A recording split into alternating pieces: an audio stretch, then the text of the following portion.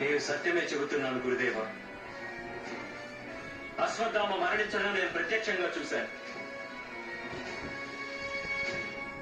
Ashwatthama హత Ashwatthama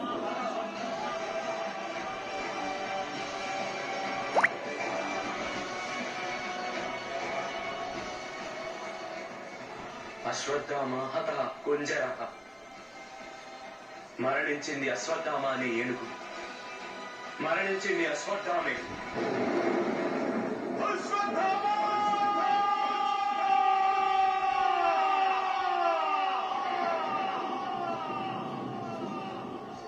పితృదేవుడు